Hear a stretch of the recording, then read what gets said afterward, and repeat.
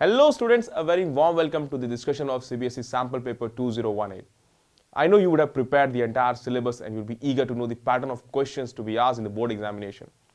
Let me tell you, your board examination is actually not putting up difficult questions, they're actually checking the understanding of the concepts that already you have learned in the chapter.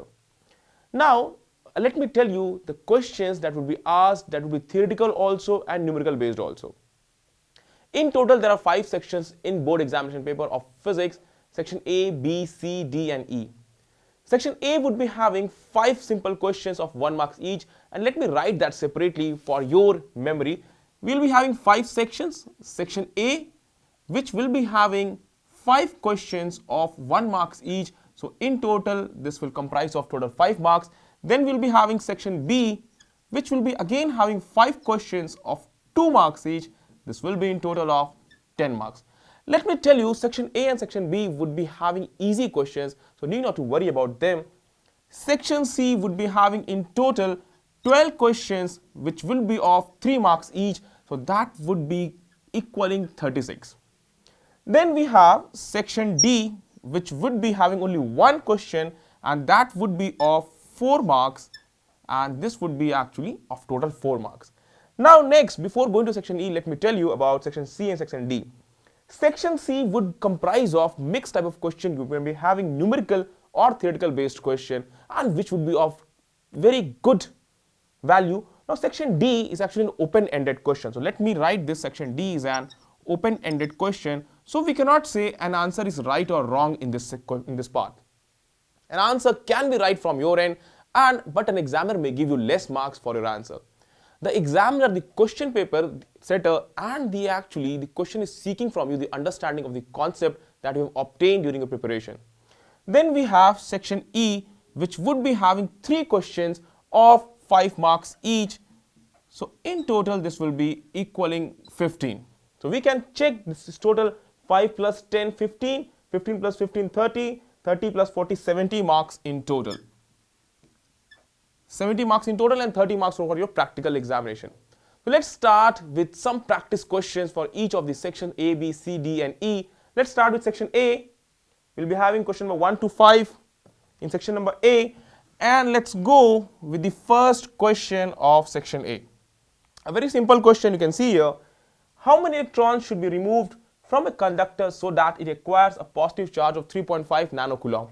So we know that, now see, we know that charge on an electron is equal to 1.6 into 10 to power minus 19 coulomb, charge on an electron. It's a very simple question, you can easily answer it. That is equal to 1.6 into 10 to power minus 19 coulomb, we all know this. And we all know that any substance acquires charge due to exchange of electrons. If it gains electron, it would be having negative charge, and if it loses electron, it will acquire a positive charge. So you can see that so that it acquires a positive charge, so we have to remove electrons. Now let's say let n number of electrons are removed, therefore n into electronic charge will be equal to 3.5 nanocoulomb, that is 3.5 into 10 to power minus 9 coulomb. Nanocoulomb is actually nothing but 10 to power minus 9. So hence, therefore, n will be equal to 3.5 into 10 to power minus 9 coulomb divided by the electronic charge. We will be having 2.2 into 10 to power 10. These many number of electrons should be actually removed from the conductor from any element so that it acquires a positive charge of 3.5 into 10 to power minus 9 coulomb. A simple question, value based, you can easily solve it so that you can acquire 1 mark for this. Next we have, if the distance between plates of a conductor is made half and the area of plate is double, then what will be the capacitance? Now this question is in the chapter of capacitance, so I'm writing the topic name capacitance. And if you remember the formula for parallel plate capacitor, you can easily solve this. So I'm writing the formula for capacitance of a parallel plate capacitor is given as epsilon naught A by D, where symbols have their usual meanings. Epsilon naught permittivity of free space, A is the area of the plates used in the capacitor, D is the distance between the plates of the capacitor. How it will look like? Suppose these are the plates of capacitor. This will be joined to external source, and let me say the area is A and the separation between them is D. Now initially let's call the capacitance as C naught, that is epsilon naught A by D. Now suppose if you are going to change the area and the distance between the plates, let's say we have a new capacitance that will be given as epsilon naught A dash by D dash. Now let's substitute the value to directly obtain the answer. A dash is how much? You see here, the distance between the plates of a capacitor is made half and the area of the plates is doubled. So A dash will be actually 2A. So I'm writing here this as equal to epsilon naught into 2A divided by D dash, that is equal to distance is half. So I am taking this as D by 2. So this will come out to be equal to, take this 2 in the numerator, we'll be having 4 epsilon naught A by D. That is equal to 4C naught. So we obtained that the new capacitance will be 4 times of the initial capacitance. So after solving this, you have to even write the new capacitance will be 4 times of the initial capacitance. Then your answer will be complete and you will be obtaining 1 mark. Again, it's a value based simple question. Let's switch to question number 3. Then we have a rectangular loop of area 0.06 meter square is placed in a magnetic field of 1.2 Tesla with its plane inclined at 30 degree to the phi direction, that is to the magnetic field direction. Find the flux linked with plane of loop. Now if you remember, the formula for magnetic flux is simple, that is the dot product of magnetic field with area vector. Now here I'll draw the diagram of the given scenario. We have a magnetic field here and then we have the rectangular area. You can see that I'm drawing it in an inclined fashion. See what will be the angle made by the area vector. Let's say the area vector is along this direction, the magnetic field is directed along this direction. I'm marking this as magnetic field B. Let's say this angle is theta and this theta is given as 30 degree. So I'm marking this as 30 degree. Now you all know that magnetic flux is simply given as B dot A. So let me write here flux phi is equal to B dot A. Magnetic field value, it's given as 1.2 Tesla. Area vector, area is given as, you can read it, it's given as 0.06 square meter.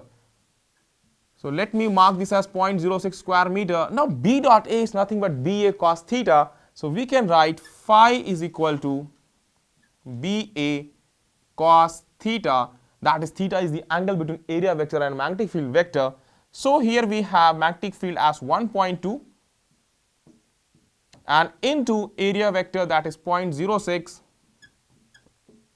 multiplied by cos theta. So cos theta is nothing but cos 30 degree. You have to put up the values. Now here after writing this much, see I have not used the unit Tesla, I have not used the unit square meter, but you can use that, or what you can do, you can even use only one unit, either Tesla square meter directly or you use Weber WB. That will be sufficient.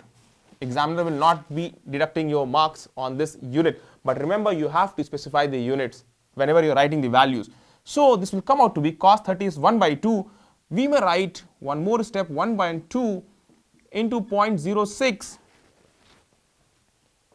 into 0.06 multiplied by cos 30, that is actually 1 by root 3 by 2. Substitute the values, you will get the answer. You will get 1.2 by 2, that is actually 0.6. 0.6 into 0.06, you will be having 0.036. So what I'm going to do, I am going to write here the next part. We will be having phi is equal to 0.036 multiplied by root 3 in Weber. So we get this, the value of 5.06 into root 3 Weber, and then further you can solve it, you can just evaluate root 3 is actually 1.732, you can multiply with 0.036, you will get the required answer. Now again this is a simple question, only you have to do 2-3 steps of calculation and you will obtain the 1 mark given in this question. The next one, let's read it out. It's a good question and if you have practiced this chapter you can easily solve this. See here we have a conducting cycle wheel with each spoke of length L. So we have this each spoke of length L is rotating about its geometrical axis with uniform angular velocity omega in uniform magnetic field as shown in figure. Find the induced EMF between the center and rim. Now see here, this is a uniform wheel. It has got several spokes, 1, 2, 3, 4, 5, 6. We may have even 6, 12, any number of spokes. Now magnetic field is directed into the plane of the paper with this cross sign you can easily make out. It is directed into the plane of paper. Now if it is rotating, if this wheel is rotating, that means this each spoke is going to cut the magnetic field, hence an EMF will be induced along the ends of this spoke. Let me take this one spoke and let me mark the ends as A and B. Now the EMF induced across each spoke will be equal to, if you remember, EMF across any point on the circumference of a circular ring and its center. If you remember, if you have derived this, it's given as half omega B L square. Now see here, omega is the angular velocity with which you are rotating, B is the magnetic field, L is the length of this spoke that is already given here. L is the length of this spoke that is already given here. Now suppose if you forget this formula, directly if you have done this chapter, your teacher would have told you to remember this formula. Suppose if you forget, then what to do? How will you remember? You can remember by its derivation. How to solve on the day of examination? Suppose you forget, it's very easy. What you do, you take a single metallic rod of length L and let's say it is hinged at this point O and such that it can rotate. Now it's rotating with an angular velocity omega. It's rotating with an angular velocity omega, and this rotation is taking place in presence of a magnetic field which I am marking with this cross sign. The magnetic field is into the plane of the board, is into the plane of the paper. As it is rotating, it's going to cut magnetic field, that is flux will be cut, and therefore we'll be having a change in flux. Now see, during one revolution, the flux that it would have moved on, or let's say it would have cut, that would be given as B into A, or this would be given as B into area in one revolution would have been covered as pi L square. Now time taken to complete one revolution will be given as total angle traversed divided by the angular velocity 2 pi by omega. This would be, so we have the EMF induced is nothing but actually flux, change in flux upon time taken. This is actually equal to B into pi L square divided by 2 pi upon omega. So we have half omega B L square. Now you see the diagram once again. We got half omega B L square. You see the diagram once again. If you can make it out, there are several spokes connected. Now we want to find induced EMF between the center and rim.